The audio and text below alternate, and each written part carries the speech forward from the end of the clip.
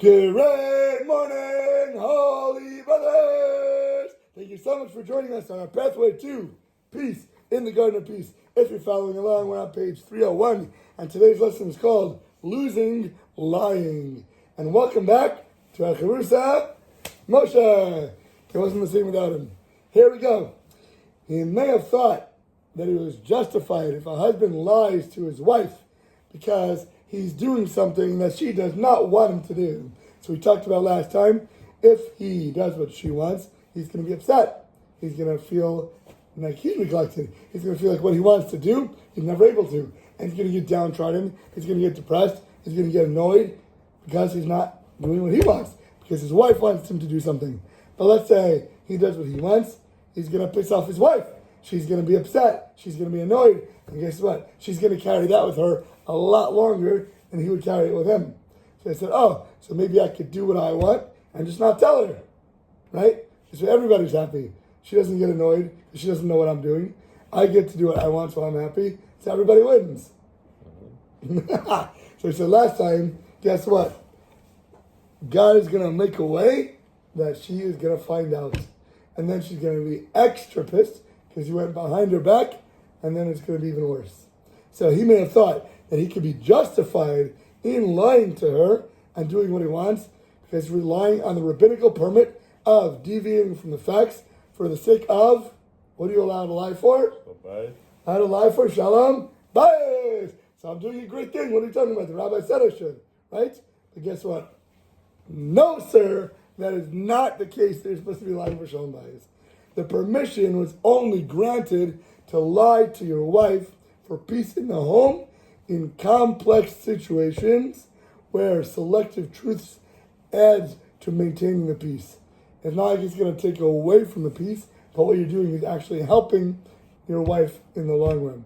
One is not permitted to tell an outright lie to avoid getting in trouble with her, right? You're going to be doing something that she doesn't want, and then you're going to lie about it because you want to save your own business. Or if you did something, but let's say it was never discussed, but you did something and you know that if you pointed it out, it would upset her.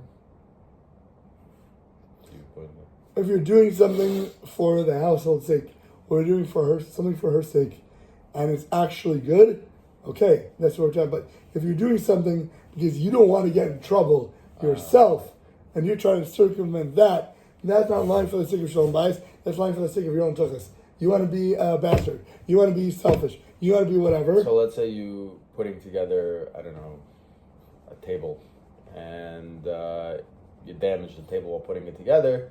So you don't say anything. Instead, you put a sticker over the damage that looks just like the table, and you can't see it. Is that allowed? Okay. If you're trying to do something good and something bad happens, and that's fine. Okay. But if she says, "Don't put together a table. I want you to hire somebody," and then you put it together, and you damage something, like, "Oh no, but I want to do it my way," and now I'm going to lie to her because she shouldn't, So don't go out of your way to lie because you want to do something specifically that she doesn't want you to do. Got it? The Vilna Gaon writes, lie and falsehood, which are two different words in Hebrew, have two different meanings. Falsehood, or sheker, right, is making a promise, intending to keep it, but then ultimately reneging on what you said you're going to do. Okay? A lie, however, is uttering a promise that you never intended to fulfill in the first place. And words from the start that are literally against the truth. You hear the difference? One is that you want to do good, but you couldn't, and then you don't tell the truth. One is that you know from the beginning that you don't want to do it. You lie about that, and then you don't go do it. That's not allowed for Shalom Bayis. If you've already made a promise, and every effort you put in, you literally try, and you try so hard, and it's your real intention and goodwill that you want to do it, right? Otherwise, you'll be guilty of falsehood. So if you're trying good and it's out of your hands, what are you going to do? You did try. You did make an effort. You do love her, and you did want to do what she wants you to do, right? And in future, before you promise, consider before you say it whether you think you're going to be able to keep it or not. Be honest with yourself. Be honest with her. Be honest to Hashem, because He knows deep down inside what you're really meaning at that moment. Are you saying it just to get her off your back and you don't want her to bother you? You don't want her to annoy you? That's why you tell her something, but you know you're not going to do it. That's the problem. By doing so, if you do good, you fulfill the commandment of guard what comes out of your mouth in Devarim 23:24. So know your intention with what your words are coming out truth or not. Many men have said that they've entered into business ventures and they had lied to their wives that they were only investing within their means. Listen, I know I have X amount, 10, 20, 30%. I know I can take care of all the bills. I can take care of all the tuition. I can buy myself or my wife some nice things. And then, you know what else I have left, I can invest in. But if they're going way above their means, or they're going to gamble in Atlantic City and they're busting their whole salary for the month, they said to themselves, oh no, their wives don't understand business matters. They have no idea what they're talking about. I know what I'm doing. And then, of course, in the course of time, they get into huge debt. They blow all that money. And then they had to admit that they listened to their own advice or they did what their wife would have wanted them to do. Not only would they have gotten into such difficult predicaments, but they would have certainly been successful if they would have listened to what she would have wanted them to do. Not only what she says, but what you know in her heart she would want you to do. If you've been married for a few years, hopefully, you know a little bit of what your wife wants and what she doesn't like. Would she want you to go and spend it on this business venture? Would she want you to capitalize and maybe make a profit on that? Or would she say, no, I hate gambling. I don't want any dollar in the stock market at all. And you know she hates it when you do it. You think God's going to bless you by doing something that she doesn't want you to do because you think that it's good for you? If outright you know she doesn't want you to do it, is God going to bless you for that? Or is he going to make you fail because of it? Where does your money come from? Your own wise investments or straight from Hashem? If you know that things come from God, why would you want to obtain it in a way that you know is going to upset her and upset him? It makes no sense. You're saying that everything is in my control, God has no picture in my life, and I'm the one in control of my finances, not him. Ask you a question. Let's say you're going to a party and you find out that somebody's going to be there that maybe might upset your wife. Well, no, probably will upset your wife. Do you tell her beforehand, or do you let her go there happily and then maybe get upset, or maybe not get as upset? But like, is it worse to tell your wife something that might upset her before, you know, it might upset her? Like, you know what I'm saying? I would say, is there any way that she's going to find out that you knew beforehand? I don't know, maybe there's a possibility. Would she want you to tell her? Sometimes people want to know ahead of time so they can brace themselves, and they can know what they're walking into, and they can prepare themselves. So they know, oh, I know this person who I hate is going to be at the party. Thank you for letting me know, because maybe I wouldn't even want to go now. You know, maybe I'd rather not see her and I'd stay home and miss the party. Or your wife is somebody that wants to know, yes, I really want to go to this party, but maybe we'll sit on the other side because I heard there's a possibility that that person might be there. So let me know what you want to do, because you're not the one at fault. You're only preparing her for something she might encounter that might be more beneficial for her knowing ahead of time. Even if it's not going to make her happy, but you're doing something good by letting her have a little bit of notice and a warning for it. So it's not, you're not the bad one here. Unless you're the one who invited that person who she doesn't want to come. No, I'm saying for her sake. Yeah.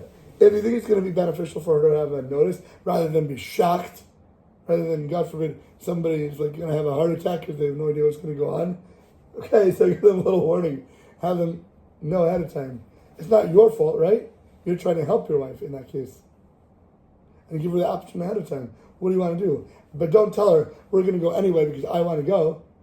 But if she really would say at that point, I don't want to go, then you have to back her up. Right? Try to think, what would she want most beneficially to help her in that situation? Even if it's at your own expense, if you're going to be actually helping her because you love her. Make sense? A very difficult challenge is a wife telling her husband not to be in contact with somebody in the family. Tell her not to be in contact? If a wife tells her husband, this guy is a jerk, I don't want him around our kids. It's going to be a bad influence for us, right? That puts him in a very awkward position. On the one hand, he wants to live in peace with his wife. He has an obligation. He has a mitzvah. He has a requirement, right? On the other hand, I honor my family. I have a mitzvah in the Torah of kibbud av v'em, where I have to respect my mother and father. Visiting. Are you talking about the wife said don't talk to your mother or father? Yeah, absolutely. It comes up a lot in many households. The wife tells the husband, I don't want you talking to your father or mother? Everybody listening, call Moshe up and tell him of your situations and stories where this comes up. So many times where a mother-in-law gets an argument in with your wife, and your wife says that she's crazy, she's wrong, I don't want her to do that, she's acting in a certain way, I don't want to go there for Shabbos, whatever it may be. All the time. Oh, fine, but like to say that you can never talk to your parents? Yes, it gets to that point, absolutely. 100%. Or even if it's not forever, if it's right now she's mad at them, she doesn't want to go to their house this Shabbos, or this month, or I need a break. Whatever it may be. That's fine. Okay, yeah, I understand that. But it happens many times. Visiting the parents behind or back, taking the kids to see them, or going your own, will deepen the problem and create more of a rift between her and them. Oh, but I want to try to do good. I want to see my parents. Okay, my wife doesn't want it, so I'm going to go anyway. That's going to not make shalom between your wife and your mother. You want them to come back together? You listen to your number one woman in your wife, who God wants you to be in peace with. He must clarify the reason why she doesn't want him to visit or talk to them. Why is she upset at her mother-in-law? Why is she not getting along with your mother? Maybe it's something that you did, that you said, that you defended your mother when your wife was trying to tell you something. If you go ahead and say, oh, I like my mom's potato kugel better than yours. Or no, we should let her do cooking for Shabbos rather than you cook, whatever it might be. You may have been the source of the problem, why she's upset at her mother. If your wife sees that you're giving somebody more priority, putting somebody at a higher level than her, she will use that to lash out against whatever it might be. There's something wrong in the relationship, why that's happening, and you have the obligation to get to the source, to get to the root of the problem.